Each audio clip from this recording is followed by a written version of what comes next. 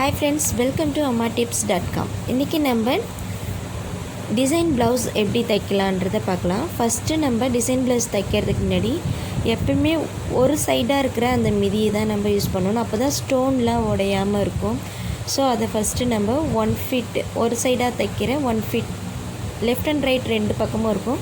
So நம்மளுக்கு எந்த side தேவையோ அதை நம்ம வந்துட்டு ஃபஸ்ட்டு செட் பண்ணிக்கலாம். இப்போ கைக்கு லைனிங் வச்சுட்டு இதேமாரி லைனிங் ப்ளவுஸ் நான் ஏற்கனவே இந்த கட்டிங் வீடியோ பார்க்கலன்னா இந்த வீடியோவில் நான் டிஸ்கிரிப்ஷனில் இந்த வீடியோவோட லிங்க் கொடுக்குறேன். நீங்கள் அதில் போய்ட்டு கட்டிங் வீடியோ பாருங்கள். டிசைன் போடுற வீடியோவும் அதிலே தான் இருக்கும். ஸோ அதிலே அந்த வீடியோவை பார்த்துருங்க. இப்போ கை அட்டாச் பண்ணி எடுத்துக்குவோம். எப்போயுமே நம்ம ஃபஸ்ட்டு லைனிங்கை கட் பண்ணிவிட்டு தான் மேலே வச்சுட்டு நம்ம டிசைனில் மேலே வச்சு தைக்கணும். ஸோ இது மாதிரி தைச்சி திருப்பி எடுத்துக்கங்க. எப்பவுமே 1 feet போட்டு தைக்கும்போது நம்மளுக்கு ஈஸியாகவும் இருக்கும். அதே சமயம் வந்துட்டு நம்மளுக்கு ஃபினிஷிங்காகவும் வரும். டிசைனும் நம்மளுக்கு வேஸ்ட் ஆகாமல் இருக்கும். ஸோ இப்போ லைனிங் மேலே வச்சுட்டு நம்ம கை ஃபஸ்ட்டு தைச்சி எடுத்துக்கலாம். ஸோ ரெண்டு பக்கமும் கை ரெடி ஆகிடுச்சு. இப்போ பேக் சைடுக்கு நம்மளுக்கு கழுத்து ஃபஸ்ட்டு நம்ம கட் பண்ணாமல் வச்சுக்கணும். கழுத்து கட் பண்ணாமல் வச்சுட்டு டிசைனில் இருக்கிற கழுத்துக்கு நம்ம அகலத்தை வச்சு தைச்சா தான் நம்மளுக்கு ஈஸியாக இருக்கும். எப்பயுமே அதேமாரி தைங்க.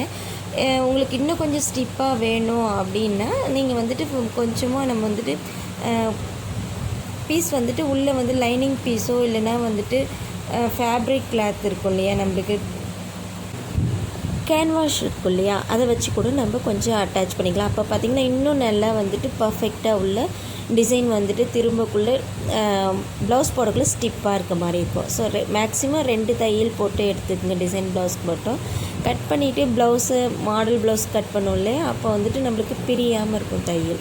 ஸோ 2 ப்ளவுஸ் லைனிங்க்கு 2 தையல் போட்டு எடுத்துக்கணும். ஸோ இப்போ போட்டு எடுத்துக்கிட்டேன். கட் பண்ணிக்கிங்க.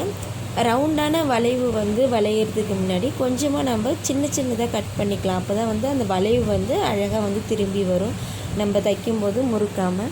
ஸோ இது மாதிரி தைச்சிட்டு கீழே எவ்வளோ இடுப்பளவு எவ்வளவோ அந்த உயரத்துக்கு தகுந்த மாதிரி மடிச்சுட்டு டாட் பிடிச்சி எடுத்துக்கலாம். நார்மல் ப்ளவுஸ் தைக்கிற மாதிரி தான் லைனிங் ப்ளவுஸும். ஸோ லைனிங் அட்டாச் பண்ணுறதுல தான் இதில் இருக்குது. இப்போ ஃப்ரண்ட் சைடு நான் இந்த ப்ளவுஸில் டிசைன் இருக்கிறதுனால ஃப்ரண்ட் சைடும் நான் கட் பண்ணாமல் ரவுண்ட் கட் பண்ணாமல் மார்க் பண்ணி மட்டும் வச்சுட்டேன். ஸோ அதே மாதிரியே நம்ம ஃப்ரண்ட் சைடும் ஸ்டிச் பண்ணிக்கலாம். சேம் தான் 2 தையலே போட்டு எடுத்துக்கங்க.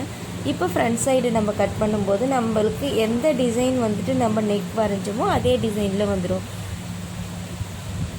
ஃபஸ்ட்டே ஃப்ரண்ட் நெக் கட் பண்ணியிருந்தேன்னா நம்மளுக்கு அந்த டிசைன் வச்சு அட்டாச் பண்ணும்போது மாறுறதுக்கு வாய்ப்புகள் அதிகமாக இருக்குது. ஸோ இப்போ 2 ப்ளவுஸும் 2 பக்கமும் இருக்கிறத ஜாயின் பண்ணிக்கலாம். ஃப்ரண்ட் பேக் ஜாயின் பண்ணி எடுத்துக்குவோம். இந்த டிசைன் பார்த்திங்கன்னா நான் நார்மல் நீடிலில் தான் இந்த டிசைனை போட்டிருப்பேன்.